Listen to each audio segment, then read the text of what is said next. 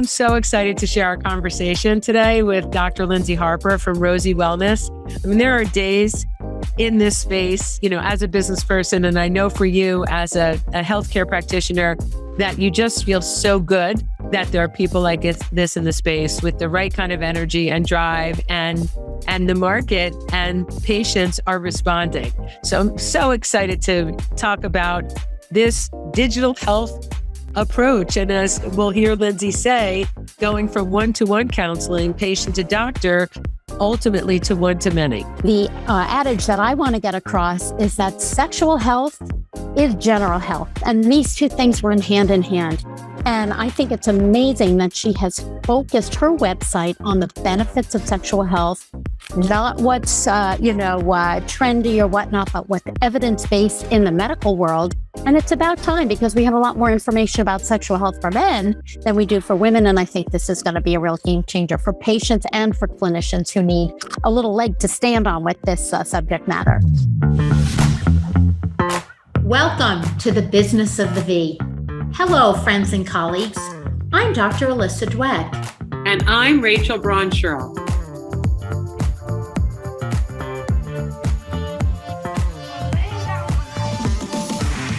Each week, we bring you the most fascinating investors, inventors, entrepreneurs, academics, and healthcare practitioners who are making things happen in women's sexual and reproductive health. If you are a woman, know a woman, have a business, or care about your V health and wellness, fasten your seatbelts and listen in to another informative and inspiring episode. We are delighted to welcome our guest today to Business of the V, Dr. Lyndsey Harper, CEO and founder of Rosy Wellness.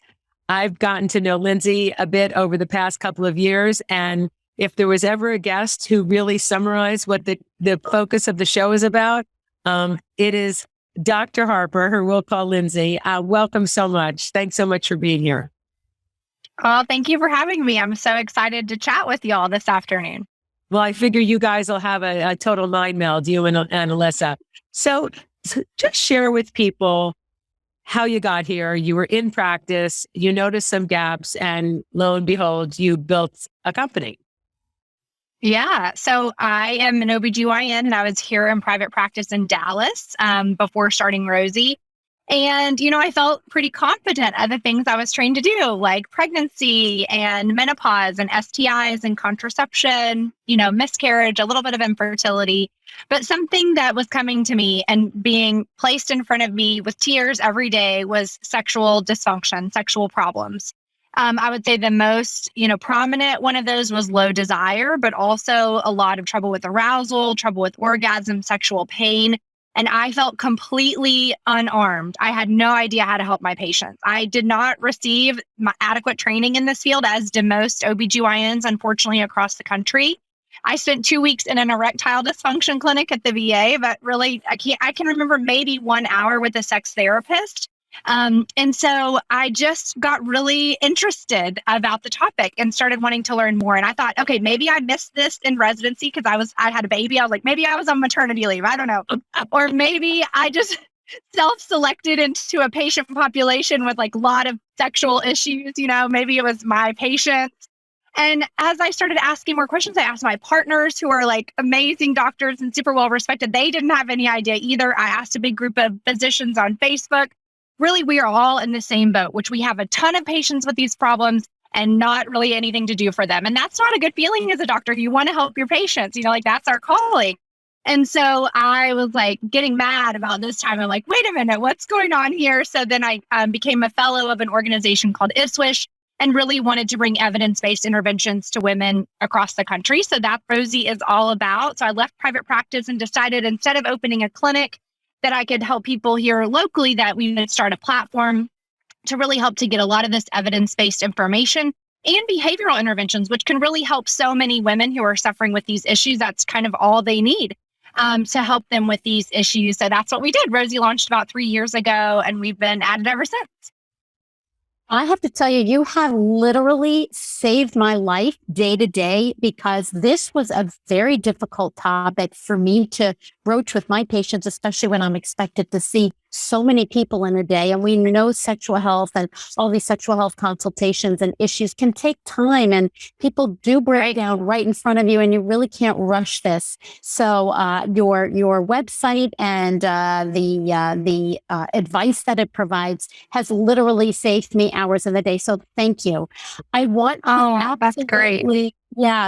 corroborate with you. And when I was trained, I got absolutely no training in sexual health at all. And what I have found, and I'm wondering if your experience is similar, is that as a lot of us sort of can't deal with the obstetrical portions of our practice anymore because we're so tired, and we start to move on to gynecology only and surgery, or maybe the surgery goes by the wayside, but many of us choose a niche, whether it's menopause or sexual health or a little bit of both. And I needed specialty training as well, because we really got none of this as residents. It's literally on the job training. It sounds like your experience was similar. Absolutely. And I think, it comes back to how women's health has been viewed traditionally and how we're coming to understand women's health. And especially as we as women physicians and women as healthcare consumers are able to sort of stand up and create women's health as we want it to be seen. We want it to include our sexual health. We want it to include menopause. We don't want to feel terribly for no reason, So I think that it's such a bigger piece of reimagining women's health completely, by on the job, literally. So I love that. And I think we should integrate it, obviously, as part of all residents training, but there's no reason we should be going to get this ourselves. Sure. I would like to ask a specific question that really resonates me with my practice. For a long time, as part of a regimen to help somebody with their sexual health, particularly libido issues, we recommend, and we euphemize this, we recommend bibliotherapy. Why don't you start reading about romance or erotica? Or why don't you start watching some movies without, using the P word, the porn word? Yeah. And I do find that a lot of my patients feel very taken aback by that. Some of them literally look like a deer in the headlights, like, wait a minute, you want me to do what? And I have found that that's where your platform has saved me, because first of all, it's approached in such a more, I don't want to call it euphemistic, but tolerable and palatable way. How have you managed that? And what is exactly on your site to help women and their partners with this issue? Yeah, so much of what we think of as low desire is actually a retraining of women to understand that they have what's called responsive desire. So they might just not have spontaneous thoughts of sex anymore, which is fine and normal and okay, but they might have what's called responsive desire, which is where they feel arousal in their bodies first and then feel desire in their minds. So as part of that pathway, we teach women that they can use erotica or whatever form of erotica that they want to on the Rosy platform. It's written in order to kick off that arousal desire pathway. So we teach our users to think of erotica as a prescription, right? We can pass out prescriptions if we want to, but erotica is less expensive and often side effect free, right? And so we can just, we can accomplish our goals oftentimes through erotica, not all the time, but many times. And it's so interesting that you bring this up, because I, had this transformation coming out of practice and starting the platform and learning the evidence-based interventions. And I'm like, okay, I'm going to pick the evidence-based interventions that can go on a platform. That's education, self-help, and erotica. That sounds fun. And so I get this out on the platform, and I'm doing a user-focused group with my former patients. So I know them so well. And one of them came to me in tears, and she was like, oh my gosh, Dr. Harper, like, I will do anything for you, but I can't do this. Like, I cannot read erotica. I feel like I'm cheating on my partner, and I feel like morally, like I'm having a crisis. And I did not understand that point of view at all before this interaction with the patient. And the fact that, I never want to offend my patients in a way that feels morally wrong to them, right? And so that interaction has informed the way that we built Rosy Erotica from the very beginning, and is a big differentiator for us. Because we have, 3 different spice levels, what we call it. The first is just romantic, like the Notebook. We merely sort of allude to a sexual sort of, happening. There's no graphic picture of that. I think it works if you say that. I think it works if you just say the Notebook. People are absolutely. Yeah. There you go. Exactly. And people can select the type of, couples that they're reading about, or not, or multiple people that they're reading about. So we really try to allow the user to be in control of the experience, to address whatever, feelings might be coming up when it comes to her for erotica. And that's also completely up to the user. So we have plenty of users who are on the platform and are like, no, thanks, like that's not for me. But we have, I would say the majority of users who are on the platform who really start to understand that erotica can be used as a tool on their sexual health, journey. And it doesn't mean anything about their relationship. It doesn't have any, other meanings other than it's just a resource that can be utilized. Yeah. We often call it just, we want you to get some sex on the brain. And just to kind of spark that. Yeah. You just raised so many topics all at the same time, all of which I want to respond to. But what's so striking, and we point this out over and over again, is that the people building businesses in this space, and you today, the amount of listening and thought and care and dedication, this isn't not plug A into B, but this is really listening to what people are needing, which sounds like one of the reasons you built the platform in the first place, because the system doesn't allow you to have that kind of time. And this idea, absolutely, this idea of sex on the brain, we've used this analogy before. If you wait for your brain to tell you that you're interested, and I joke, by the time the kids are where they're supposed to be, you're where you're supposed to be, you have a partner, you like your partner, you don't feel stressed, it's once every 27 years. And the idea that there's nothing wrong with that. And there are things you can do to start that system, if you will, and the responsiveness going. But there's absolutely nothing wrong if you don't wake up and say, got to have it right now. Let's go. Yeah, exactly. I just think it's so helpful, and I've had the benefit of doing this show for a long time with Alyssa and hearing the thoughtful way that she speaks to patients and talks about issues. Like, what a gift for people to say, even, you give me three flavors. I don't have to have the in your face, erotica. I can do the elementary, riding a tricycle kind of erotica if I want. But just this idea that not one size fits all is so incredible. Can you share some examples or testimonials that you see in the course of running the platform that really reinforces that you've hit on something, things you hear from, I won't call them patients, customers? Totally. Yeah. I mean, this brings tears to my eyes, to think about these women. And I know it's happening on such a larger level, but there's a slide in my deck from a woman that says, Rosy changed my sex life and my marriage. Like the fundamental, the life transformational opportunity that this it's not like we're doing like rocket science over here. You know what I mean? We're doing education and self-help and erotica. And then the last piece that's missing that I feel like is so transformational for people is the community piece, where we can finally bring people together, where they can hear other women just like them or maybe different from them, but in the same exact situation that they're in, literally for the very first time. And those types of conversations are so powerful because then it erases all that shame and isolation that women are feeling about these topics because we don't talk about them. And because sometimes even as physicians, because we're not trained, we don't have the right tools for patients. So they're feeling like they're the only ones suffering. But in our community and our coaching opportunities, women can hear other people experiencing literally the exact same thing that they are.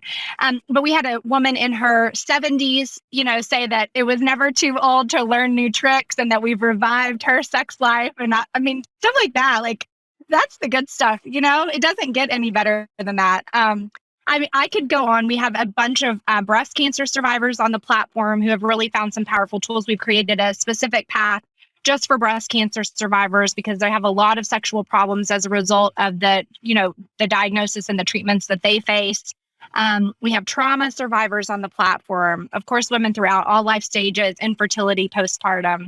So there's really nothing we don't talk about because sexuality affects, all parts of our life. And conversely, all parts of our life affect our sexuality. So it's such an exciting play for personalization through digital health that we're really excited to take, advantage of. One of the things you said remind me, my literal favorite response I ever got when we had everybody in our company answer the phone and speak to customers when I was working in a company in this space. And I picked up the phone one day and this woman is crying and screaming, "This stuff really works. Thank you, God." And so I had little kids at the time, and every time I would, not want to leave for one more meeting or travel or meet one more investor, I would say, okay, mommy's going out to do God's work. Like there's moments where for every entrepreneur and every physician where you need a lift because a lot of this stuff is hard. Absolutely. What's involved in going from being a physician to building a company. So I love holding on to those tidbits that say I'm in the right place doing the right thing. Absolutely. And I know that for all of us here, we probably get that reinforcement regularly, but it feels so good. And that's what I love about this space, just generally, you know what I mean? Because there's so many of those moments that are like, yes, stamp, you're doing what you're supposed to be doing. I love that. One of the things that really struck me on your site also was that you spoke about, sexual activity and what's normal and what's distressing. And if something isn't bothering you, it's not a problem. Because I get asked a lot about, well, how do I know whether, my sexual life is normal? And it's difficult to convince somebody that there really is no normal. It's kind of what's normal for you. And that if you're not distressed, Right. Don't try to keep up with the Joneses because perhaps they're having more problems than you think. So I just wanted to commend you on that. I think the biggest limitation I've noticed in practice is the lack of availability of mental health providers, particularly for this field. So if I have a patient, let's say, that's having sexual issues, and I feel in my mind, and I have a more trained mind than the average for this field, that it's something that's out of my realm, like previous history of abuse or something along that line. It is great to know that you have professionals who are in that mental health lane to manage this, because that's so limiting in the outside world. What's your thought on that? And what if people aren't on your site? Like, what are they supposed to do? Yeah, through the Rosy platform, through the app that anybody can download on their phone, we do have availability for group coaching sessions and individual coaching sessions. So those are handled by life coaches who are also have been trained specially in sexual health. And our lead coach is a physician. So she is who is responsible for training all of those people. In terms of a sex therapist specifically, we do not have sex therapists on the platform, but I give talks on this to groups of physicians, and also on the platform, we recommend ASECT, which is the, ASECT credentialing, and they are available through telehealth in all states.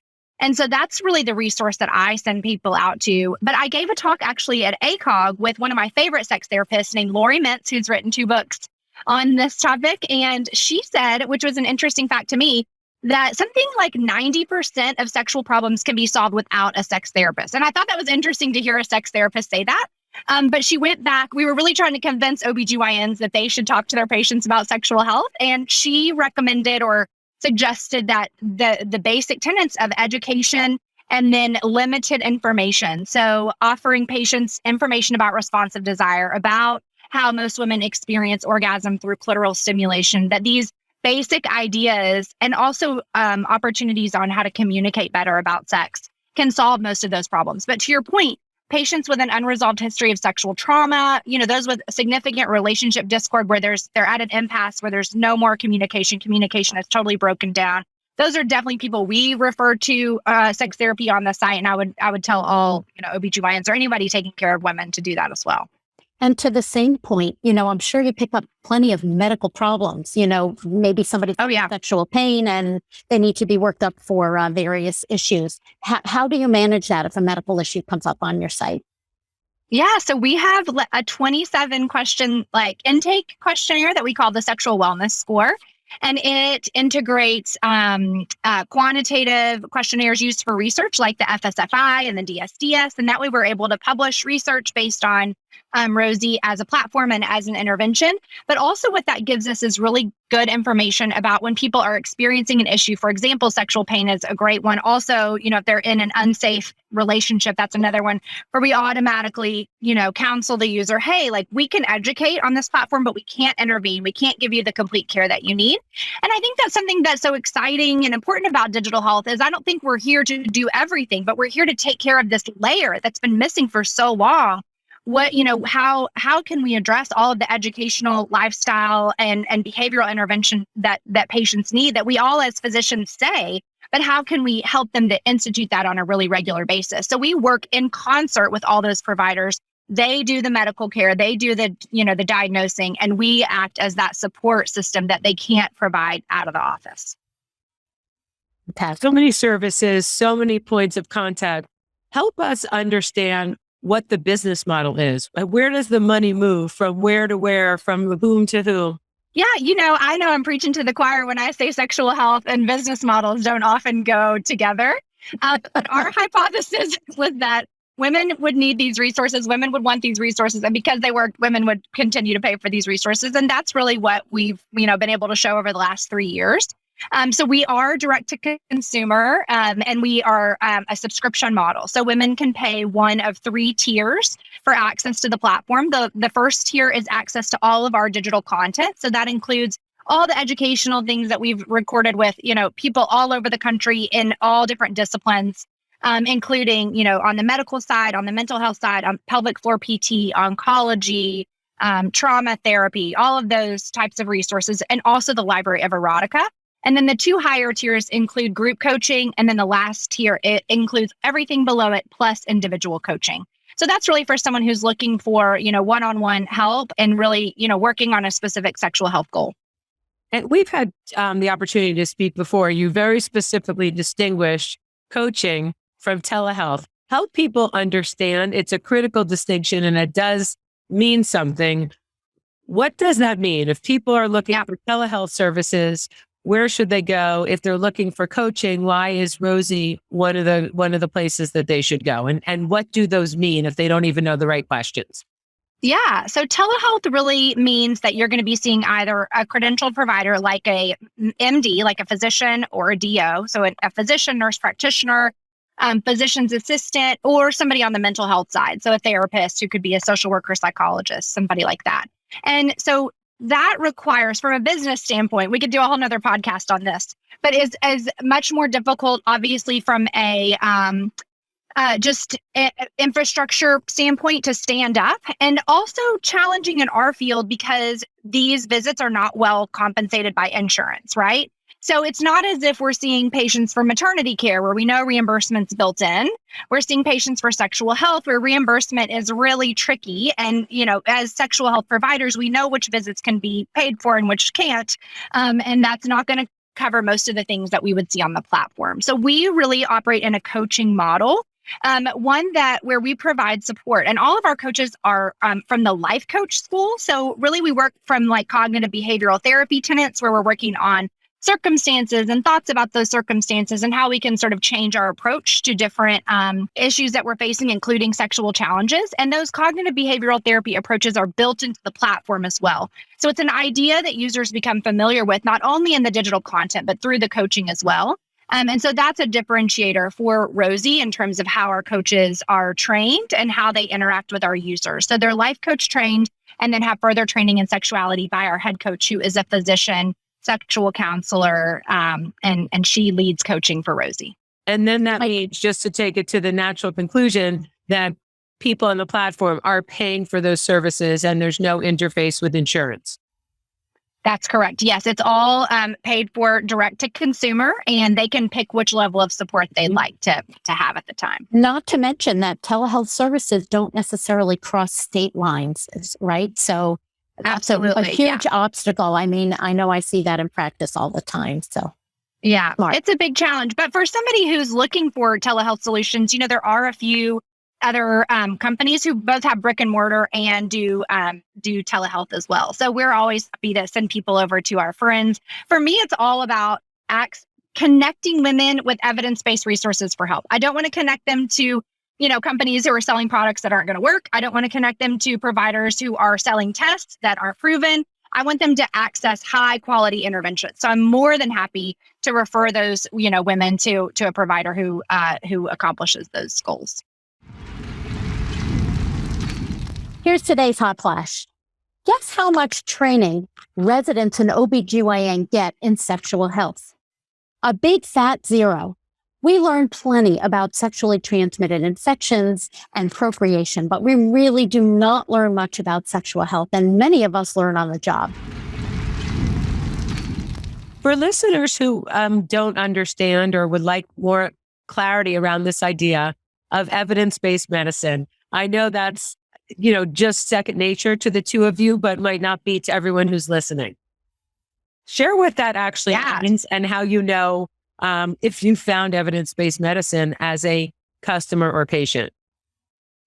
Yeah, it's so hard, I think, for patients to know that, right? I think even sometimes providers get confused, but what it means to us as physicians, at least, is that whatever is being recommended and how it's being recommended has been proven out, with some substantial studies and data to support it. And also by, a party that's not involved in the outcome of the study, right? And so I think that it's hard and we take whole classes. Like I learned way more about how to vet studies than I did about women's sexual health. I'll tell you that. So at least we can take that knowledge and apply it. And I think that that's where things get fuzzy because there are people out there purporting to be, in this field and selling things that aren't necessarily efficacious. And I think more worrisome, there are these, these lifestyle companies selling things in this space that are, not evidence-based. So to us, it means that there's data to prove it, that's reproducible, that's high quality. But I do think it's a bit of a challenge. And that's one thing that we try to do at Rosy is to be that, scalable patient, resource where we're like, hey, here's 5 supplements for low desire. Here's the data that we found on these 3. These other 2 don't have any. Take that and do what you will with it. But if you were in my office, I'd tell you to take this one. And not because we have a financial relationship with them, but because we're trying to present to them that data so they don't have to tease it out for themselves. Well, it's also nice to know that you probably have a big war chest of things that you have vetted and, it's clear that's no vested interest in one or another. So I see this growing by leaps and bounds. What are your, plans, if you're allowed to discuss them, for further growth?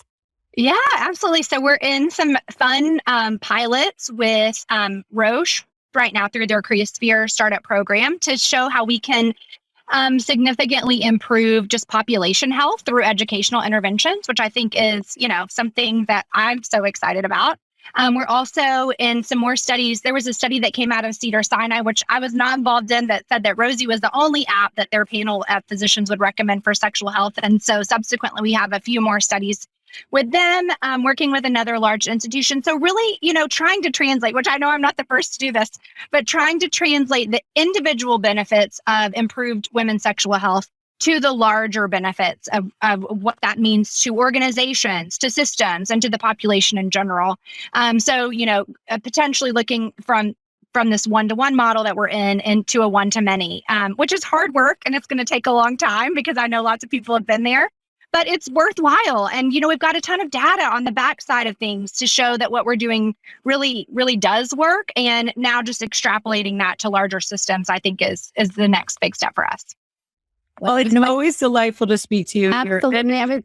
And enthusiasm is totally contagious. This is why this is so fun for us to do. Continued success, grow, make the lives of physicians like Alyssa better and the lives of patients as well. Thanks so much for all the work you're doing. Well, thank y'all for having me. I appreciate it so much and so fun to connect with y'all this afternoon. Have a great rest of your day. Don't forget, subscribe to our podcast at businessofthev.com for the latest trends and trendsetters in women's health and business.